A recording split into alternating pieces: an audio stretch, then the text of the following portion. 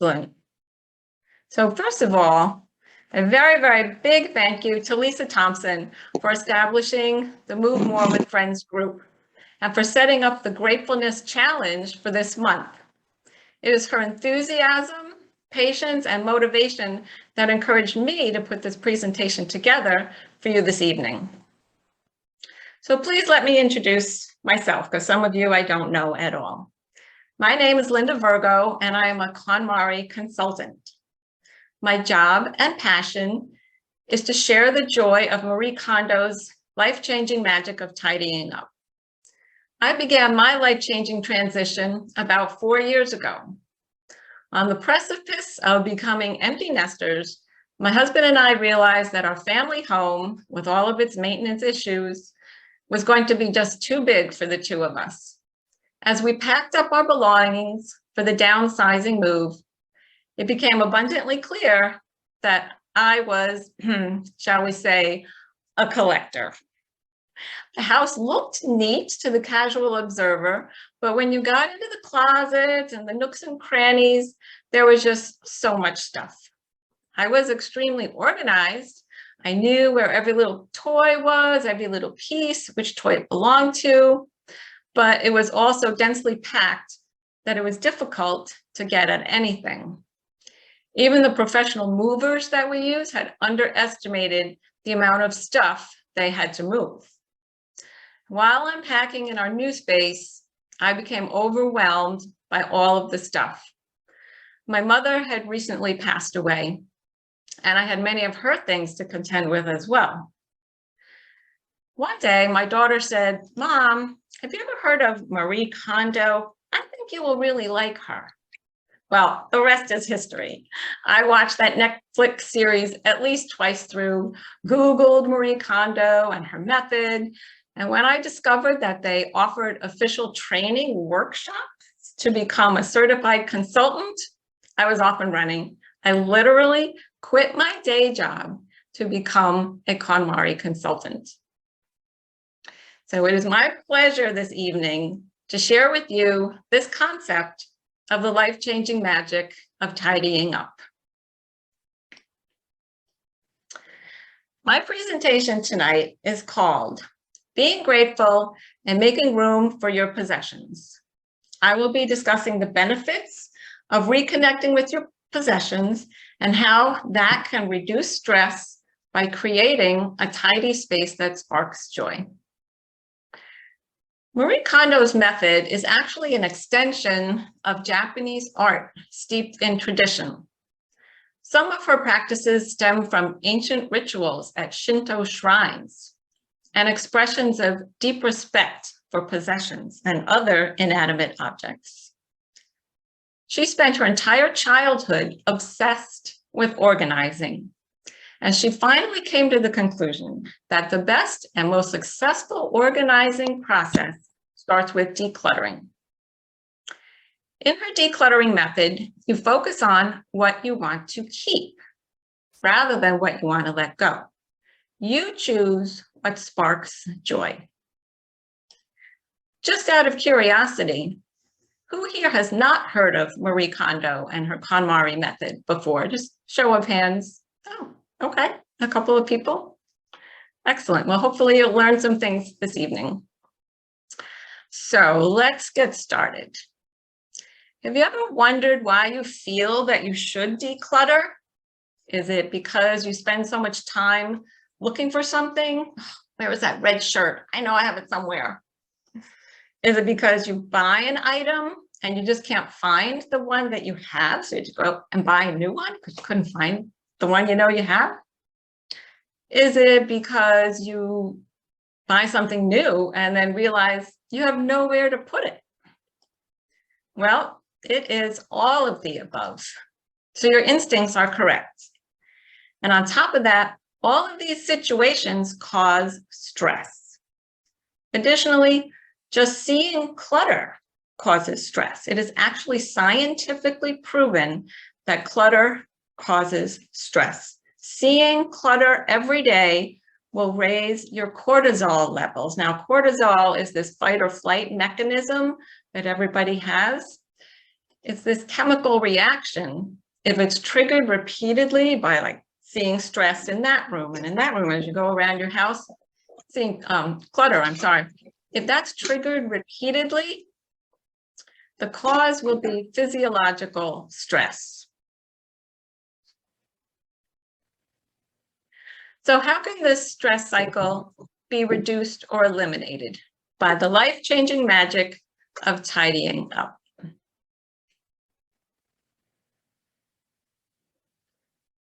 Most people use tidying interchangeably with organizing or with cleaning, but they are not the same.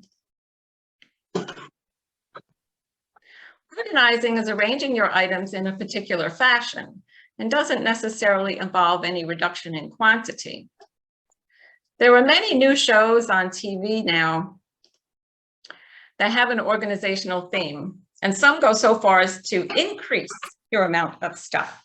I saw one show where a woman had to go out and buy an extra box of colored cereal just so she could remove all of the purple kibbles in order to make a new jar of purple to create this rainbow-themed storage method in her pantry. Creating rainbow theme is artistic and colorful way of organizing things, but really there's no need to buy any new items to complete your organization.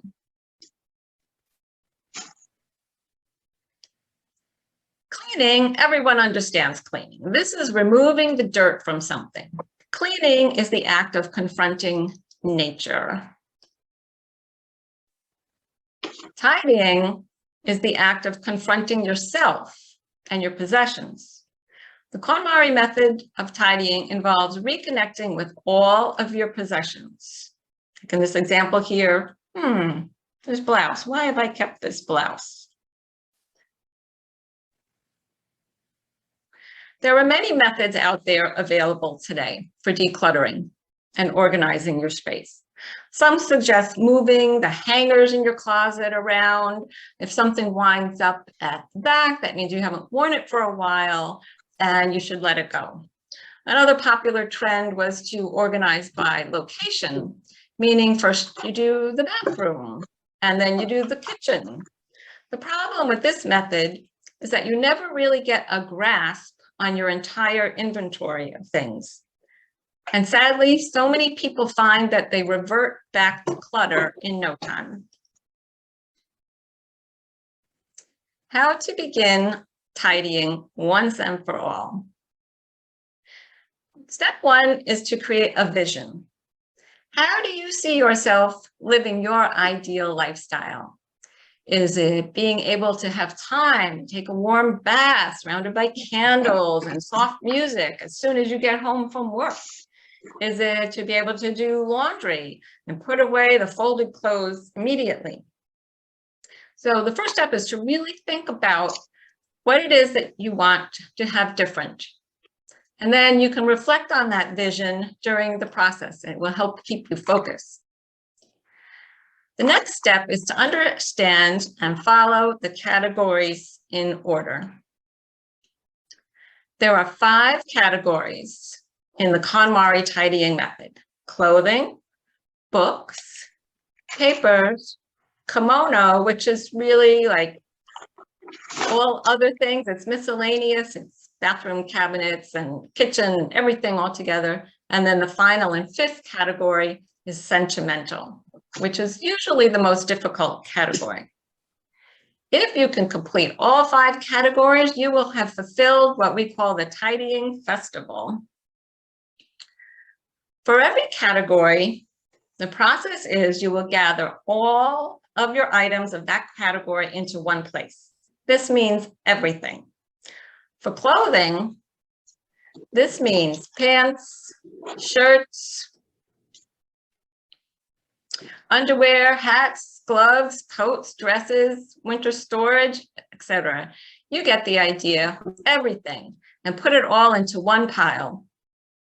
This allows you to confront yourself and your volume of stuff. It is a real eye-opener. The tidying method then takes you through every item one by one, where you learn what sparks joy for you, and you hone your spark joy meter.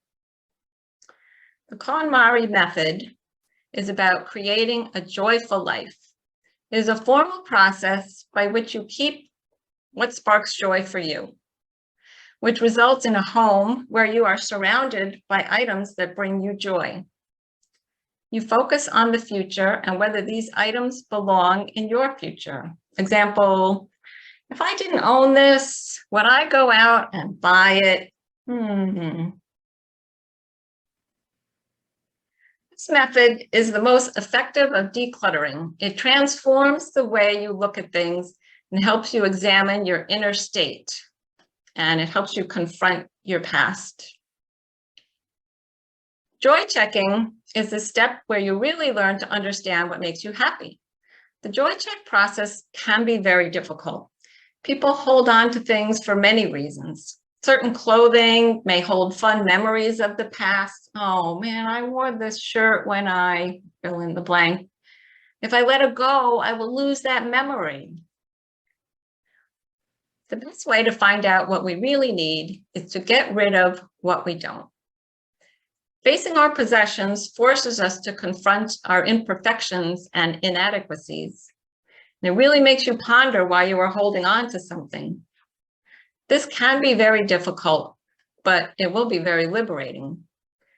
As you go through your clothing, you will gain confidence in your own decision-making ability. And this ability will strengthen even more as you progress from one category to the next. It's an empowering process. It allows you to connect with your past and really confront things head on. Many personal conflicts can be addressed during tidying.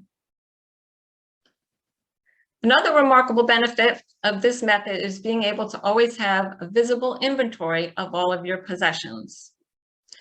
By gathering like items together and then storing them that way, you will never again have to go searching for something or wonder where it is. Once you decide to keep an item, you treat it with respect and honor, and by choosing a specific place where it will live. When everything has a home, it is easy to put things away, and when it's easy to put things away, it's easier to keep things tidy. It will also change the way you purchase material goods going forward. You will learn that the waste occurs at the point of consumption, and this will seriously impact future spending. By being able to see your entire inventory, you will not need to go out and buy something new because you know you have it and you know where it is. And when you determine that an item no longer sparks joy for you, you let it go with gratitude. This is one of the very important steps of the process. You send things off with joyful words like, thank you for spending time with me, or have a good journey, or thank you for helping me understand that that style of blouse doesn't look good on me. These words of gratitude will help you let go. The items that you are ready to part with are ready to start a new journey. They do not want to be sitting in a box, unloved. You will both feel a sense of appreciation for parting ways. Going through all 5 categories in order will help you hone your joy-checking skills. By the time you get to the most difficult category, sentimental, you will have acquired amazing skills.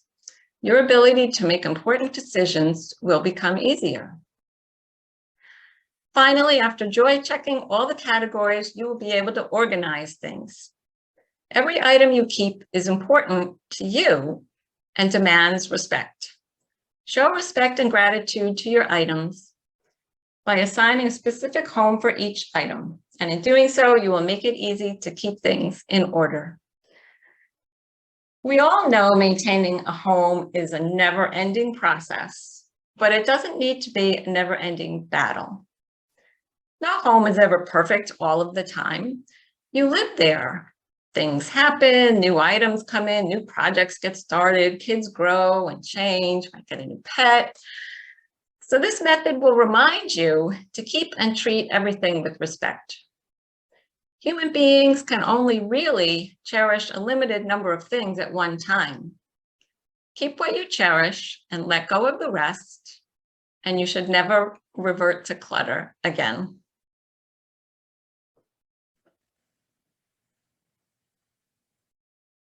I'm going to turn off this presentation, and I'm going to, right now, I'm going to do a live folding demonstration. So if anybody has a t-shirt, I should have mentioned this before, if you want to try folding at home too, you can go grab a t-shirt and do it at the same time.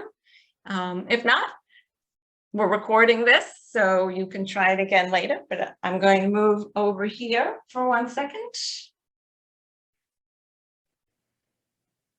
So Marie's process for clothing is to fold things a certain way. This is one of my favorite t-shirts. The best things in life are not things. So I'm going to give an example of a demonstration on folding this. Can you see it? Yeah, it's okay. So you take a t-shirt and you lay it flat. You have to have a nice flat surface, and you're going to use your hand, like iron hand, to smooth it out.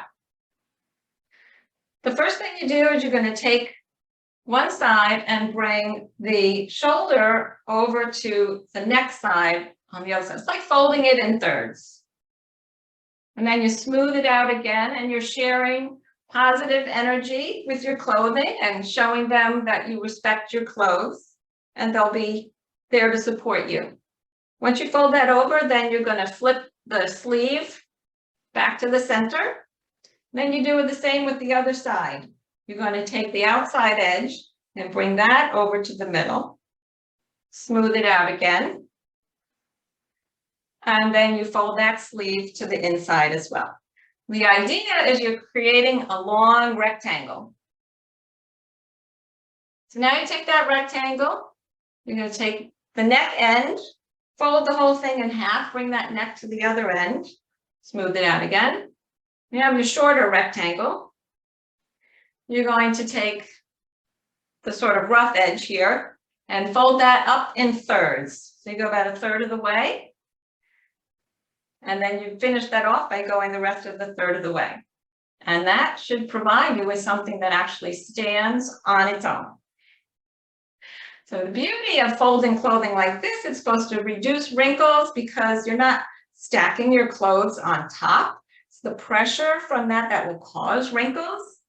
When you fold your clothes this way, then you can store it in your drawer or in a container, just like that. This is what I meant by your complete inventory. You can so easily see everything that you have. Oh, I know where that gray t-shirt is. Well, it's purple. There it is. It's so easy to get what you are looking for. It's very easy to put things away. My husband has even commented, it's so easy to pack if you're traveling. You just take things like that, boom, and you put it right in the suitcase. So that's the Marie Kondo method of folding. It's called file folding. This was my example of me doing my own clothing. Part of becoming a Konmari consultant, you have to do the whole process yourself. So this was my pile of clothes when I got started. And here are some before and after photo. This was a client's closet. One of those closets where you just throw everything into the closet. We decluttered it, and we found a lot of things, a lot of treasures that sparked joy for her. And some of them were some artwork from her grandmother. She didn't want it in the main part of her house. So we created this little nook in the closet and hung her grandmother's art in there. And the client was just thrilled with that. Here is me getting started with another client on their office.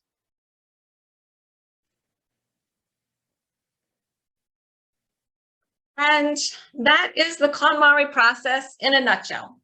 So at this time, I would like to open up the Q&A session if anybody has any questions that they would like to ask. Or let me know what you think. Unmuted.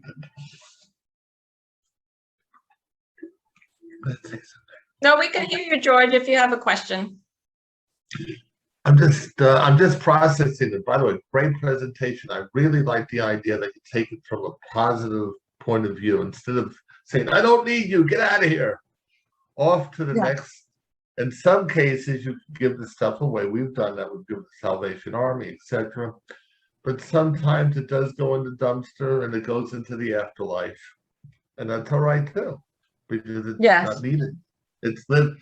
It has a life, and it's infinite. It's not infinite. So some things exactly. It served its purpose. It served its purpose, and that's, you know, I think we all feel we don't want things going into a landfill. We all agree on that, but unfortunately, sort of the waste happens at the point of consumption. So, okay, you already have it. It's already been purchased. There's nothing you can do about that. So sometimes, you know, if you can't donate it, then unfortunately it does have to get discarded that way. Yeah. But. I can't get my video back on, Linda. Can you hear me? It's Missy. Hi, Missy. Yep. What a wonderful presentation. And I am young-ish, 66, and I have had to repurpose and reabsorb, like you were saying, your mother's place, your grandmother's place, your great aunt's place. I have now again we just sold the Florida house. We've moved everything to Michigan, and I have to find where that will all fit into, yet again, a much smaller place. I've lived like you, Linda, in a mansion, and downsized and downsized and downsized and downsized. So I really appreciate you including me in tonight. It was a wonderful presentation, and I'm moving forward. Great, Missy. You know, sometimes you have to think of things as gifts. When you inherit something, it's almost like a gift. And you have to look at a gift as the joy at the moment of receiving that gift. So let's say somebody gave me this,